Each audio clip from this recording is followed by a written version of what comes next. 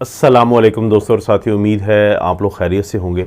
वो तमाम लोग जिनकी उम्र 45 साल से ज़्यादा है तो उनकी इंटरेस्ट के लिए ये वीडियो है, क्योंकि 45 साल की उम्र एक ऐसी उम्र है कि जिसके बाद से हमारे जिस्म के अंदर बहुत सारी चीज़ें जो हैं वो इतनी तेज़ी से उसका हिस्सा नहीं बनती जितना नौजवानी में बनती हैं। तो इसीलिए डॉक्टर्स की तरफ से ये कहा जाता है कि आप जो भी खाना खाते हैं या जो भी चीज़ें आप इंतखाब करते हैं खाने के लिए, तो उनके अंदर कम अज़ कम ये 7 मैं चीज़ें आपको बताता हूँ, मखसूस किस्म के मिनरल्स, विटामिन्स वगैरह होने चाहिए ताकि आपकी सेहत बहुत अच्छी रह सके। मिसाल के तौर पे इसमें अगर हम पहली चीज़ की बात करें तो वो प्रोटीन है। आम तौर पे तो कहा जाता है कि अगर आप 0.8 ग्राम पर किलोग्राम पर डे, यानी एक दिन में 1 किलो जो आपका वज़न है उसके को आप मल्टीप्लाई करते हैं, ज़रब देते हैं 0.8 के साथ, तो इतने ग्राम आपको लेनी चाहिए। लेकिन 45 साल की उम्र एक ऐसी उम्र है कि इसके बाद से प्रोटीन को थोड़ा सा बढ़ाना पड़ता है, क्योंकि आपका जिस्म जो है वो वैसे नहीं होता जो नौजवानों में होता है। तो 1 ग्राम पर केजी पर डे, 70 किलो के अगर आपका वज़न है तो 70 ग्राम आपने प्रोटीन लेनी है। 80 किलो के हैं तो 80 ग्राम आपने लेनी है। 60 किलो के हैं तो 60 ग्राम आपने एक दिन में प्रोटीन का इस्तेमाल करना है। क्योंकि प्रोटीन क्या करती है, अगर आप एक्टिव रहना चाहते हैं तो आपको स्ट्रॉन्ग मसल चाहिए, वो आपके बेहतर बनते हैं अगर आपकी खुराक में प्रोटीन शामिल है। अगर आप एक अच्छा इम्यून सिस्टम चाहते हैं कि आप बार बार बीमार ना पड़ें, तो उसमें आपकी मदद करती है। इसी तरह से एक चीज़ होती है जिसको मेटाबॉलिज्म कहते हैं, कि जो हम खाते हैं वो उसके बाद प्रोसेस होकर हमारे जिस्म में हमें फ़ायदा देता है। उसमें मुख्तलिफ़ किस्म के जो एंजाइम होते हैं, हार्मोन्स होते हैं, उनका किरदार होता है। तो इस पूरे अमल में स्ट्रॉन्ग मेटाबॉलिज्म के लिए भी प्रोटीन बहुत ज़रूरी है। तो 45 साल की उम्र के बाद जो रोज़ाना या एक हफ़्ते का आपका स्केजुअल बनेगा खाने का, तो आपने उसमें प्रोटीन को बहुत अहमियत देनी है। इसके बाद किरदार आता है फ़ाइबर का। फ़ाइबर का ये कहा जाता है कि अगर आप एक खातून हैं तो आपको एक दिन में कम से कम 25 ग्राम लेना चाहिए फ़ाइबर, और एक मर्द हैं तो आपको 38 ग्राम लेना चाहिए। क्योंकि फ़ाइबर तो वैसे तो हर उम्र में अहम होता है, लेकिन 45 साल के बाद क्योंकि जो आंतों के मसाइल जन्म लेते हैं, कब्ज़ का मसला होता है, तो आपका जो हाजमा है, आपकी जो डाइजेशन है वो बेहतर हो जाती है, और इसी तरह से आपकी जो आंतों की सेहत है उसमें बहुत ज़्यादा बेहतरी देखने में आई है। इसके साथ साथ दिल को भी बहुत फ़ायदा होता है। दिल को ऐसे फ़ायदा होता है कि इसकी वजह से, क्योंकि जो फाइबर होता है वो कोलेस्ट्रॉल को बहुत जल्दी आपके खून में नहीं शामिल होने देता, तो उसके लेवल को ये बेहतर करता है। इसी तरह से शुगर के ऊपर बहुत मुस्बत अंदाज में असरअंदाज होता है। अगर आप एक खीरा खाते हैं और एक कुल्फ़ी खाते हैं तो ज़मीन आसमान का फ़र्क जो डलता है दोनों में कि शुगर की मैनेजमेंट में, वो इसके फ़ाइबर की वजह से डलता है। तो इसलिए कोशिश करें कि फ़ाइबर को ज़रूर शामिल करें। आपको दिल की सेहत भी बेहतर होती है। यहाँ तक कि वो लोग जो अपना वज़न कम करना चाहते हैं, तो डॉक्टर्स, डाइटिशियन, न्यूट्रिशनिस्ट उनको कहते हैं कि आपने फ़ाइबर वाली खुराक लेनी है, क्योंकि फ़ाइबर क्या करेगा कि काफ़ी देर तक आपको भूख का एहसास नहीं होने देगा, जिसकी वजह से आप बार बार नहीं खाएंगे, बहुत ज़्यादा नहीं खाएंगे, बहुत शुगरी खाने नहीं खाएंगे, जिसकी वजह से आप अपना वज़न बहुत अच्छे तरीके से मैनेज कर पाएंगे। तीसरे नंबर पे जो चीज़ है, मिनरल है, वो है कैल्शियम। बहुत अहम है। जब भी हम हड्डियों की सेहत की बात करते हैं तो हम कहते हैं कि 3 मिनरल्स ऐसे हैं जो बड़े इंपॉर्टेंट हैं। एक है कैल्शियम है, एक मैग्नीशियम है और एक फास्फोरस है। क्योंकि कैल्शियम इन सब के साथ मिलके जो हड्डियों की साख्त होती है, उसकी मजबूती होती है, तो उसको बढ़ाता है। वो लोग जिनमें कैल्शियम की कमी हो जाए उनमें हड्डियाँ कमज़ोर भी हो सकती हैं, जिसको हम ओस्टियोपीनिया कहते हैं, या हड्डियों के भुरभुरेपन का भी ऐसे लोग शिकार हो जाते हैं जिसको हम ओस्टियोपोरोसिस कहते हैं। इसीलिए हम लोगों को कहते हैं, आम लोग अगरचे 1000 मिलीग्राम एक दिन में लेते हैं कैल्शियम को, लेकिन 45 साल की उम्र से ज़्यादा के जो लोग होते हैं उनको कहा जाता है कि आप 1200 मिलीग्राम पर डेसीलीटर लें, क्योंकि कैल्शियम कम उनके जिस्म का हिस्सा बनता है। तो ना सिर्फ ये कि ये हड्डियों की मजबूती के लिए ज़रूरी है, बल्कि जो आसाब यानी नर्व्स के काम करने के लिए भी ज़रूरी है, और इसी तरह से जो हमारे मसल्स होते हैं, पट्ठे होते हैं, उनकी जो कॉन्ट्रैक्शन होती है, उनका जो काम करना होता है, उनका जो फुर्तीलापन होता है, तो उसके अंदर भी कैल्शियम का बहुत अहम किरदार है। तो आपकी खुराक में वो तमाम चीज़ें ज़रूर शामिल होनी चाहिए कि जिनके अंदर कैल्शियम होता है। इसके बाद एक और ऐसे विटामिन की बारी आती है जो ना सिर्फ आपके दिमाग के लिए ज़रूरी है, आपकी हड्डियों के लिए ज़रूरी है, बल्कि आपके इम्यून सिस्टम के लिए भी ज़रूरी है। मैं बात कर रहा हूँ सनशाइन विटामिन की। विटामिन डी को सनशाइन विटामिन इसलिए कहा जाता है कि हमारा जो जिस्म होता है वो सूरज की रोशनी से इसको तैयार करता है, जो इसका बेहतरीन ज़रिया है।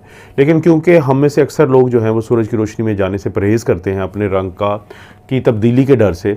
तो यही वजह है कि लोगों को कमी हो सकती है। इसीलिए कहा जाता है कि आपको 600 इंटरनेशनल यूनिट लेने चाहिए एक दिन में अगर आपको विटामिन डी की कमी है, क्योंकि अगर इसकी कमी हो जाए, देखें ब्रेन की हेल्थ के लिए ज़रूरी है। अगर आपको कमी होगी तो आपका मेंटल डिक्लाइन होगा, आपकी जहनी सलाहियतों में कमी आएगी, आपको एजिंग बढ़ा देती है, यानी जल्दी बूढ़े होते हैं वो लोग जिनके अंदर विटामिन डी की कमी होती है, कमज़ोरी रहती है, डिप्रेशन रहती है, हड्डियां जो हैं वो भुरभुरी हो जाती हैं, ऑस्टियोपोरोसिस रहती है।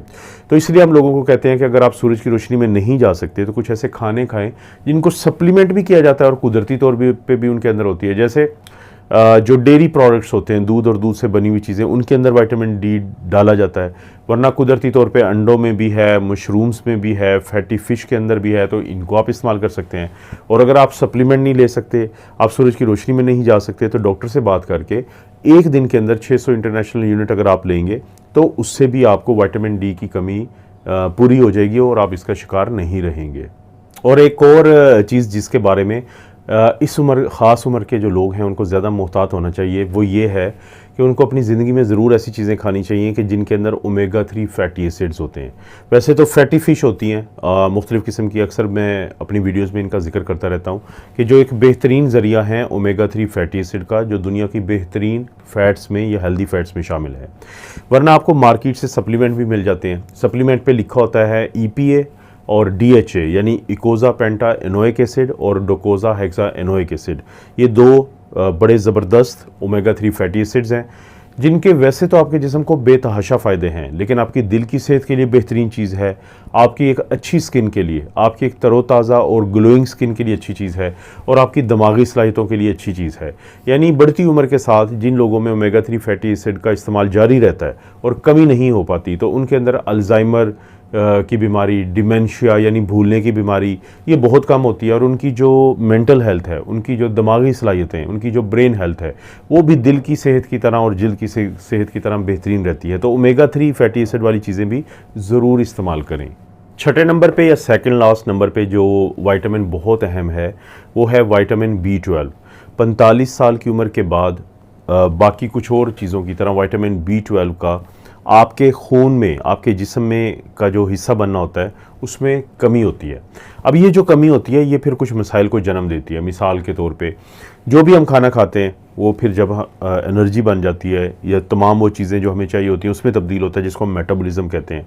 तो जिन लोगों में विटामिन B12 की कमी होती है तो उनमें मेटाबॉलिज्म मुतासर हुआ होता है। विटामिन B12 खून के सुर्ख खलिए यानी रेड ब्लड सेल को बनाने में काम करता है। इसकी कमी से खून की कमी हो सकती है, जिसको अनीमिया कहते हैं, विटामिन B12 डेफिशिएंसी अनीमिया। इसी तरह से जो हमारा DNA यानी हमारा जो जीनियाती पूरा एक मटेरियल है वो टूट फूट का जब शिकार होता है तो उसकी रिपेयर या मुरम्मत में भी बड़ा अहम किरदार है, तो वो मुतासर हो सकता है। इसी तरह से हमारे दिमाग की सेहत, हमारा जो इम्यून सिस्टम या मुदाफ़ती निज़ाम है उसका कमज़ोर पड़ने का डर होता है इसकी कमी से, बल्कि दिल भी मुतासर होता है। तो इसीलिए हम कहते हैं कि विटामिन B12 जो है आप उसकी कमी मत होने दें। वो खाना खाएं कि जिनके अंदर विटामिन B12 ज़्यादा है। मिसाल के तौर पे गोश्त है, अंडे हैं, चिकन है, या दूध और दूध से बनी हुई जो चीज़ें होती हैं उनके अंदर मछली है। ये वो तमाम चीज़ें हैं जो आपके अंदर विटामिन B12 की कमी को नहीं होने देती। और दोस्तों सातवें या सबसे आखिरी नंबर पे बारी आती है एंटीऑक्सीडेंट्स की या एंटीऑक्सीडेंट्स की। इसमें 3 जो हैं विटामिन शामिल हैं और 3 इसमें मिनरल्स हैं। जो विटामिन शामिल हैं वो हैं विटामिन A, C और E। ये आपकी खुराक में ज़रूर शामिल होने चाहिए। और इसी तरह से जो मिनरल्स की बात करें तो उसमें जिंक, कॉपर और सेलेनियम, ये 3 वो मिनरल्स हैं जो आपकी खुराक में शामिल होने चाहिए। ये 6 के 6 जो हैं ये एंटीऑक्सीडेंट्स हैं। क्या मतलब है इसका?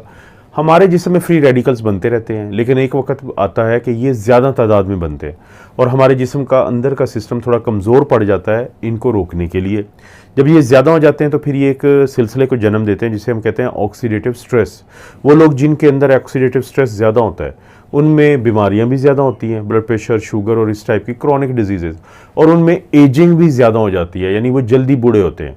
लेकिन इनका तोड़ क्या है? ऑक्सीडेटिव स्ट्रेस या ऑक्सीजन फ्री रेडिकल्स का जो तोड़ है वो एंटीऑक्सीडेंट्स हैं जो विटामिन ए, सी, ई और जिंक, कॉपर और सेलेनियम मैंने जिक्र किया। तो आपकी खुराक या जो सप्लीमेंट हैं उनके अंदर इनको ज़रूर शामिल होना चाहिए। तो दोस्तों ये थे वो 7 ऐसी चीज़ें जो विटामिन्स हो सकते हैं, मिनरल्स हो सकते हैं, वगैरह वगैरह हो सकते हैं, जो आपकी खुराक में अगर शामिल होंगे, सप्लीमेंट में शामिल होंगे और आपकी बढ़ती उम्र के साथ 45 साल के बाद आपको बहुत सारे मसलों से बचा के रखेंगे। आपको पता है इस चैनल पर इस तरह की वीडियोस मिलती रहती हैं। वीडियो को लाइक करें, चैनल को सब्सक्राइब करें। कोई भी वीडियो अच्छी लगती है तो दोस्तों रिश्तेदारों से शेयर करने के लिए नीचे ऑप्शन है, उसको ज़रूर इस्तेमाल करें। आप अपना और अपनी फैमिली का ख्याल रखें। अल्लाह ताला आपको और आपकी फैमिली को हर किस्म की बुराई, बीमारी और आजमाइश से महफूज रखे।